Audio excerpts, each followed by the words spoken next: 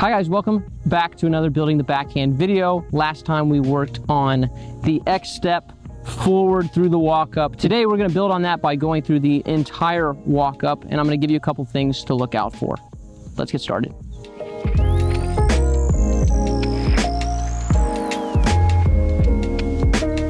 So last time we looked at the X step and we wanted to make sure that we had stagger before going through this X step so we can get through this properly and kind of maintain our line without turning our hips too far back. Now, if you have problems adding that into your walk up, it's probably because it's really easy to get turned around with these little turn steps that come in before it.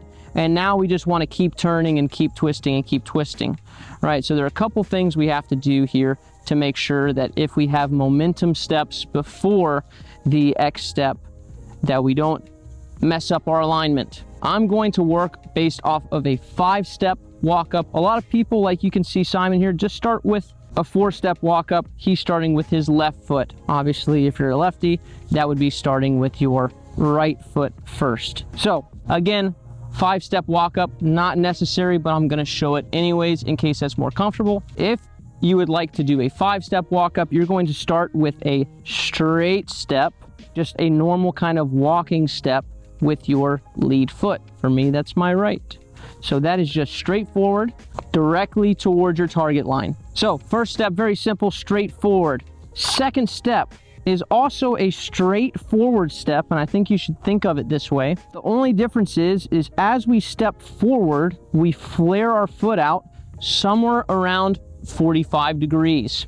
If you don't do that and you go straight here, it's going to cause you to get really awkward and clunky, and my hips just don't like this because they overturn if my foot comes through straight here, and now this just gets awkward and I kind of lock myself out of some athleticism here. If you go too much, you kind of run into the same thing where you get kind of locked back in some weird posture.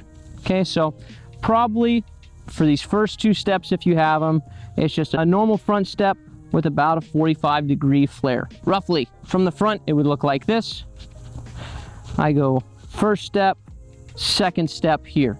Now this is where things get a little tricky. We are about to lock into our side-on position here that we were working with in the X step video, okay? So we have to make sure that this forward step, left step, and now here, this step doesn't go straight in front. Remember, we're working from the stagger position here. If you started with the X step, we started probably with this back foot basically away from the target. But here, when we do a normal walk up, it makes more sense to flare it like this instead of go all the way.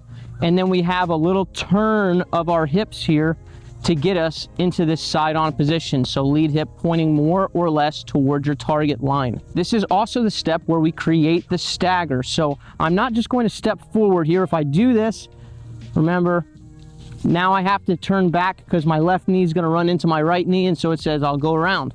So in order to avoid that, we need to have the stagger hit here. In doing this, I still want your momentum going mostly forward. We can't have it totally going forward, right? Because there's a little bit going this way, but it's so nominal that it's not even worth thinking about. The prevalent thought is we're adding momentum towards the shot. So forward step, flare step. Now we're into the X step video, right? And beyond. Pretty basic. Now you have a couple style options here that I'm gonna give you. So what's not a style option though, is that by this step here, you need to be in that posture that we talked about for the X step.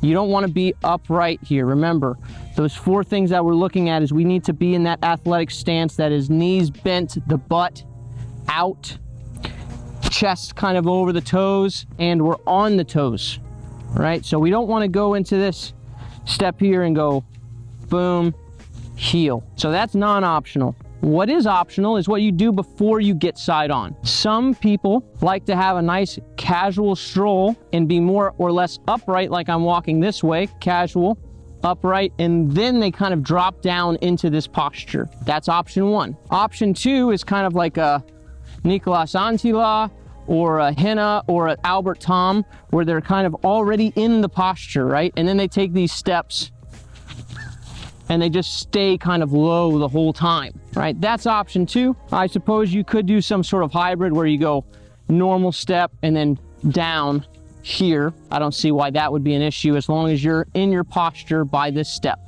So within reason, do whatever feels comfortable stylistically for those first 2 steps. 2 places where people run into issues here that you want to look out for. First being when you go through this, if you start turning off either way, or you don't get this stagger created here and you just kind of stay open like this, now you're dropping off your line and you're going to mess up everything that comes after it. Number 2 issue that I see a lot is people not getting into this posture here. It takes a little bit of work to make sure that you kind of click into that side on posture, and now we create kind of that lane and space for the disc here. If you're having trouble with that, I might suggest just starting from the posture. Just starting bent down, checking all this stuff ahead of time, and then you can really give all your attention to the footwork here as you go through. Again, plenty of people on tour that start in the posture and stay in the posture, so don't get caught up in ideals here. Do what works for you. All right, so I'll give you a recap here in the behind view. How can you hear my voice? It's amazing technology. So here we go. I'm going to do the 5-step walk up, which would be straight step, flared step, into my posture, cross step, turn, weight shift, throw. Now more smooth.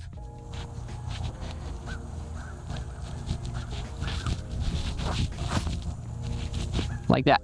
But Josh, are you really a coach if you don't throw it? Yes. 500 feet? So after you work on that for a bit, get all the steps right, start automating it, smooth it out a little bit. Next time we're going to be talking about, okay, this is great and all, but now how do we aim this stuff? And I think that that's going to tie a nice little bow on the backhand playlist. So if you're watching this and you've been chunking properly, you're getting close, you're almost at the end. Stay patient, and we'll talk about putting this all together next episode. Thanks again. If you are interested in one-on-one coaching, link to our Patreon in the description below. See you there. Peace out.